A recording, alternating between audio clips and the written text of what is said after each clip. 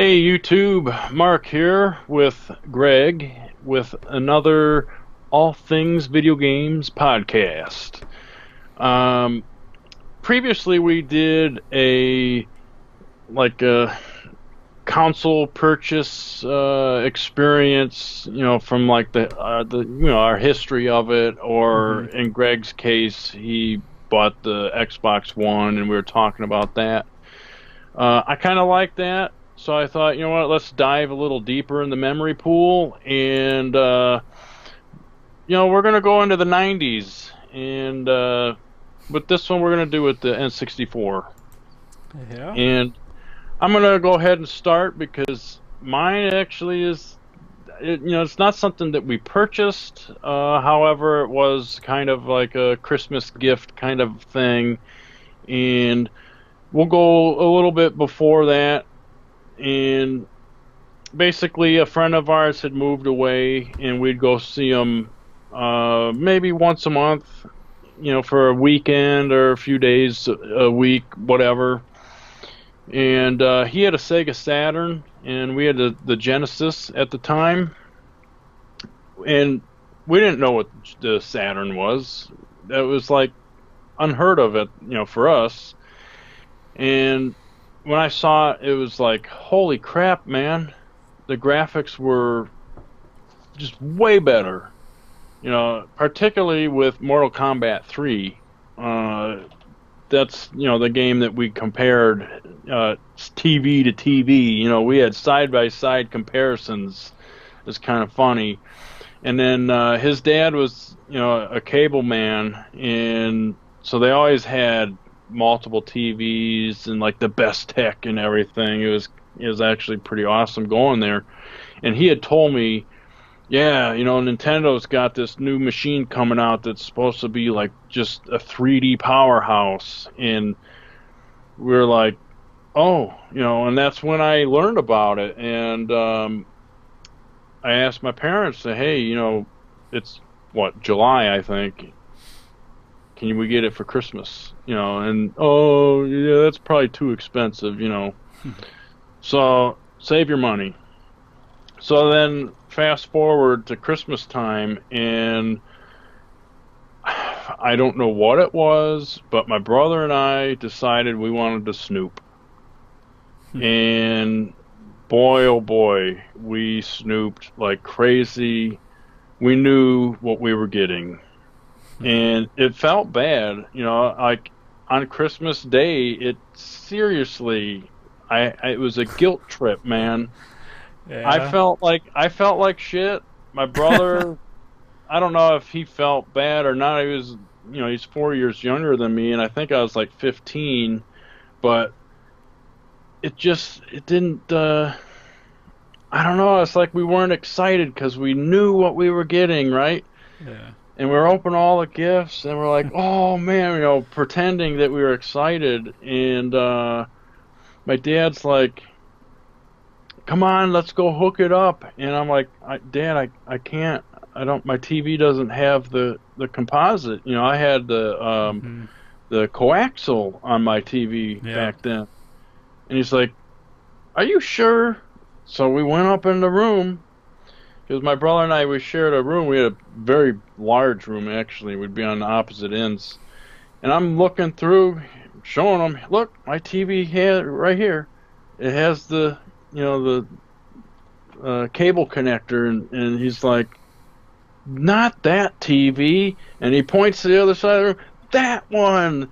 He bought us a brand new TV, and we were like, whoa! And it was the Samsung GX. It was dedicated for video games, and it had like the doors that would open up, and Oh, had the okay. speakers on the That was side. Samsung? Yeah, I'll be damned. yeah, and actually, I don't have the TV anymore, That's a but shame. yeah, I'd like to get another one, and it sucks because they've gone up in Yeah. price. Yeah. Yeah. But I still have the instruction manual booklet that came with it, and it was an awesome unit because like everything was futuristic about it. Mm-hmm. The At the TV time, had, yeah. well, the TV had 2.1 simulated surround sound. You know, it had a subwoofer on the top of the TV, and then in the doors it had two speakers, and then on the bottom of those it had the tweeters, and Yeah. like you could hit surround mode, and it filled the room. It was really amazing, and we used that TV for years. Uh, Actually, when I bought the original Xbox and we played Halo for an entire night, we played it on that damn TV. Huh. Wow. And it was so cool because like Did it have more than composite at all? Like S video or component? no, it was No. just composite, but it Probably too had early for three. It component. had yeah, it had three inputs, and then it also had the coaxial as well. But you know, we only had the N64 that would hook up into it, Mm-hmm. and I remember my parents bought us a few games, which was awesome. You know, we had Pilot Wings, and actually this would have been a year later. You know, it had already launched because remember it only came with the two games. But we had got Pilot Wings, Duke Nukem 64, and Wave Race, and there was another one, but I don't remember. Um, and we just, man, we played the shit out That of was that pretty system for a stellar while. start. Oh yeah, Pilot Wings was amazing too. We played the crap out of that game, and I was huge into Duke Nukem. Mm-hmm. We actually back in the shareware days of the PC, we actually downloaded on America Online 1.0 Duke Nukem 3D, and that game was just awesome, you know. And my dad saw it for N64 and was like, "Gotta pick this up." So he bought it for us, you know, for Christmas, and it was just so cool. And you know, throughout the years, we bought Turok 2: Seeds of Evil, Yeah, which that was awesome. that's probably for the N64 era. That's one of my favorite games, and the expansion pack, you know, made it better. And we had let's see, I actually have Monster Truck Madness 64. I have it in the closet, even though I don't have the 64 anymore. Um, because I was stupid and decided to trade it in towards a GameCube. I don't know. GameCube is better, but Well, nostalgia's nostalgia. that was back then though. Like I'm not back then I wasn't the collector that I am today. Eventually I'll get it again. It's just going to cost me probably $1,000. Anyway, I also throughout the years, you know, we man, there were so many games though. Like I remember when we'd go to my friend's place, we'd always play Mortal Kombat. You know, Mm. Mortal Kombat 3 and Ultimate Mortal Kombat 3 were the ones that he had. You know, well, I picked up Mortal Kombat was a trilogy for the N64. Yeah. And boy, oh boy, was I happy because that looks so good. And I bet you it still looks good today. But, PlayStation version is better, but well, the PlayStation version, I've never played it, but I do know that it had a lot more characters. And, I don't think it had any more oh characters. no, But it did. You had Goro, you had, I've was had it both. Toro or whatever. Yeah, you The had the version for bosses. the version for N64 didn't have as many. And if they were there, they were unlockables that I'm I pretty didn't sure get. it had the same. I have to look it up, I guess, but I know the music was the big difference for Probably me that because I rented both of them off and on, and the 64 like did one thing better, and that was the Shang Tsung morphing. Like, Yeah, because the there's no PlayStation, loading. yeah, PlayStation had to load each morph, so the other player always knew that you were morphing. Yeah. So I don't know. Either way, sounds like you had a pretty good start with the N64. Yeah, and then honestly, we didn't really buy too many games for it. Um, I mean, heck, 3 years later, I think maybe 2 years later, the Dreamcast came out, and Mm-hmm. then I got that and started buying games for that instead. So there's a difference going from 64-bit to 128, and Yeah. for me, I was all about the graphics and stuff, and Dreamcast for me at the time was like, this is it. Mm-hmm. Yeah. So, Well, my story with the N64 specifically is less rosy, but kind of humorous in a way. This is more of a story of that entire generation because at one point I had each one of those systems, not at the same time though, because that was about the time when I discovered Funkoland. oh yes, I remember them. And yeah, so I remember because I was really big on Super Nintendo. I'll tell that story later. Um, so like when the N64 was coming, I was like man, this is gonna be the greatest thing ever. I was so excited. 3D graphics and stuff is like, I was super pumped. Well, around the same time, I was the oldest of my mom's four kids, so like if she couldn't get me to babysit, she'd have to hire a babysitter. Well, she found this guy who was her friend's son, he was like 16, and he did babysit for people to make some money to buy games because he was a really big gamer. So she thought it'd be a perfect fit with me being almost his age and him watching kids to make money after school and stuff. So it was. So we ended up going over, and this was the first time I ever even met the guy, I think. My mom went over there with all of us to her friend's house, and I went to the basement where this guy's room was at. Got down there, and remember, I was pumped for N64 at the time. I was like, oh, that's the shit. It's going to be so good. And he's sitting there playing Sega Saturn, Virtual Fighter 2. I'm just like, holy shit. This is amazing. Like, I couldn't believe how real it looked. Real. Yeah. And, like, it was blowing my mind. And he was playing it for a while, and the sound grabbed me a lot, because that was one of my biggest complaints with the Genesis, was that craptastic sound hardware. Like, to me, it's like, it sounds like a bunch of fart sounds mixed together. Like, ugh. But there were some Sega Genesis games that sounded great, but we'll talk about that some other time.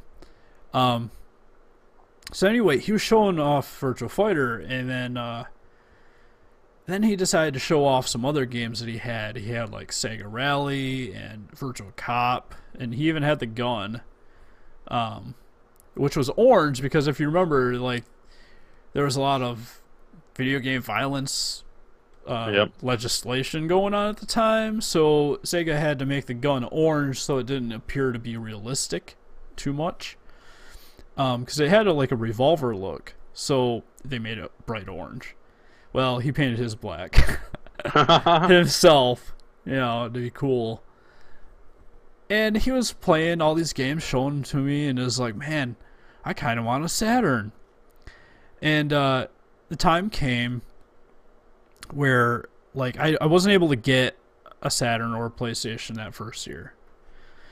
It was just finances, I was like 15-ish, whatever the hell it was at that time. So I didn't have money. And by the time the N64 came out a year later, I had the opportunity to get one system. So I had three to pick from. I had to decide on PlayStation, Saturn, or N64. To be honest, PlayStation wasn't really in the running. Like, I wasn't even really thinking about it. It was just like, whatever. I'm going to stick with Sega and Nintendo. And, my first pick was, you know what, I'm going to stick with Nintendo because they're my favorite. I like Nintendo. And that Christmas, I got an N64 with the atomic purple controller, which I still have. Well, not the same 64, but anyway, I got it. And the problem that year was because the 64 had just come out, there was a massive shortage of games. Like, massive shortage. Mario 64, Pilot Wings, all that stuff was all sold out everywhere. Like, you could not find them. Went into Funkoland, was like, I need an N64 game. Because, of course, this is when consoles stopped coming with games. And they're like, well, we have 2. And I was like, 2? What are they?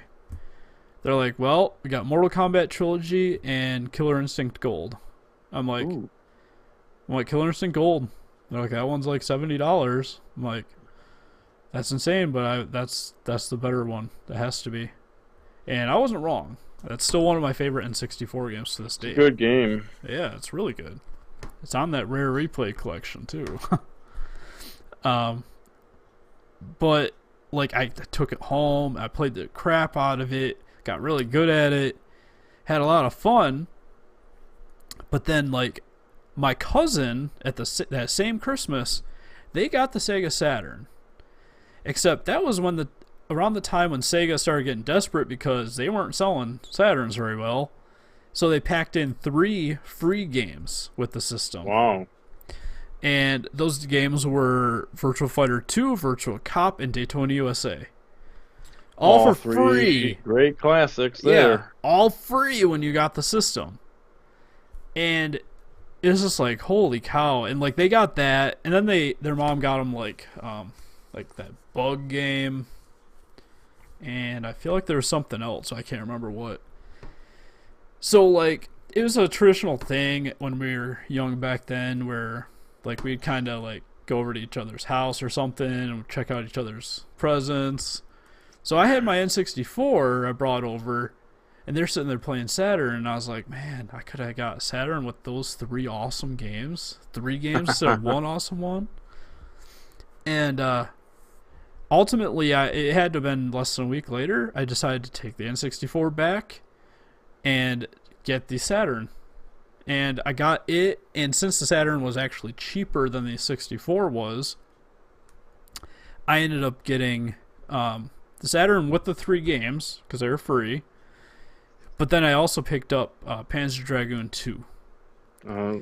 And that was based on reviews alone. I had played the demo in Toys R Us one time of the first game, and I liked it. And that was the game my cousins got, was Panzer Dragoon and Bug, along with the 3 that it came with.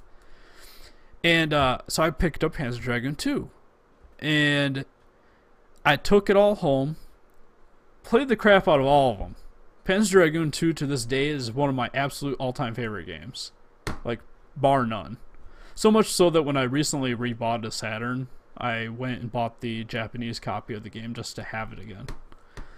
So, I had that for a while. Like, I kept thinking this whole time, like, keep in mind, this was probably like early January.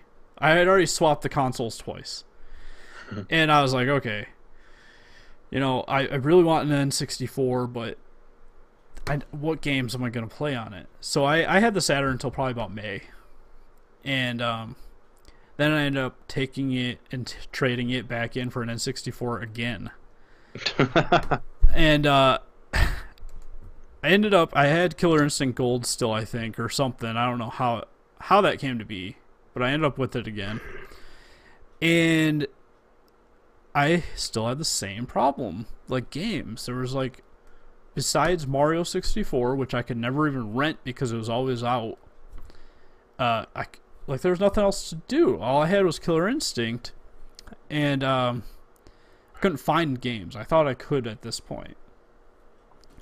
So I ended up just dealing with it for a while and playing more of my Super Nintendo instead, because I still had Chrono Trigger at the time, so my Super Nintendo was alive and well. And after a while, my friend got a VHS tape from Squaresoft or Sony, I guess, and it was all about Final Fantasy VII. Up to this Mm. point, I didn't know anything about Final Fantasy. I was enamored by it whenever I saw it in magazines. Like Final Fantasy 3, I always thought the characters looked really cool, like the monsters and stuff. Just the art was awesome looking. I didn't know anything about it beyond that. And that babysitter friend, he played the shit out of Final Fantasy 3 on the Super Nintendo. So like I saw it that in that sense. Well, when this other friend of mine got this VHS tape and we started watching it, that opened my eyes to PlayStation. I was like, man, I really, really need a PlayStation. Like I got to have this game.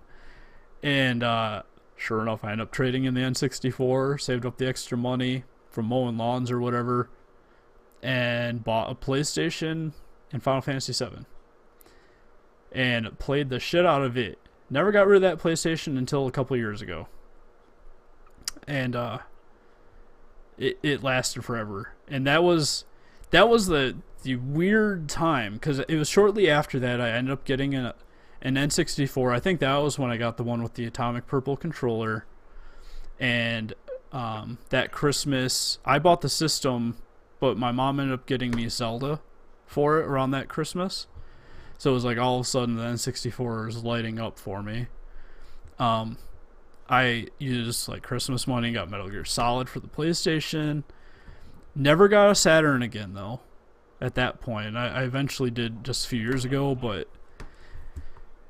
like that was my time. It took a long time for me to come around to PlayStation at all. N64 ultimately ended up leaving me discouraged. Like, it's my least favorite Nintendo console to this day, and there's a million reasons why. So that's that story. It's not the most exciting and happy one as some of our other ones have been, but I still thought it was a pretty interesting one because I went through like everything. I went through all the different systems, and it was a chaotic time. I will never. It's crazy though how much money you probably lost. Probably. Traded in and Oh stuff. yeah, I trade games in so often then too. Like, I think back on it and I just cringe. I'm just like, man, why? I refuse to trade games in nowadays. And well, the thing too is like, I mean, we both did it. I've traded in games. Heck, I traded in Xbox games that I know I shouldn't have now because some of them are worth quite a bit. Yeah. And actually like GameCube games too. I had traded in Metroid Prime. Oh, that hurts. because I bought Metroid Prime Trilogy Special Edition for the Wii. I was like, well, I don't need it for the GameCube anymore because I got it for this. Now, that actually might be one of my most expensive games that I currently own. Mm-hmm. I'm not really sure. I haven't done any valuation yet on games, but that one I know is worth a pretty penny. Yeah. But I'm pretty certain that Metroid Prime for the GameCube was probably worth some money nowadays. Yeah, that trade-in bug gets you when you don't have money, and I think that's a big part of it. When you're young, you don't have a lot of extra money to blow all the time. The trade-in value is a lot more appealing. And the thing too is, like my GameCube, that and a couple games I had to sell when I was in college because I needed money. You know, I was getting ready to move, and it's like, well, I don't need the GameCube because I have the Wii. So I'll go ahead and I'll sell it, but I'll keep some of the games because, you know, obviously it worked with each other, and I kept the controllers. Yeah. But, God, it's like, no, I shouldn't have gotten rid of that. But whatever, it happens. The funny thing is that that whole fiasco I went through jumping from system to system during that era, that pretty much is what pushed me to the point where I refuse to trade things in. Like, I have a time or two when I had like doubles, but that's literally it. I'm like really, really, really, really against trading in games anymore, and I have been ever since then.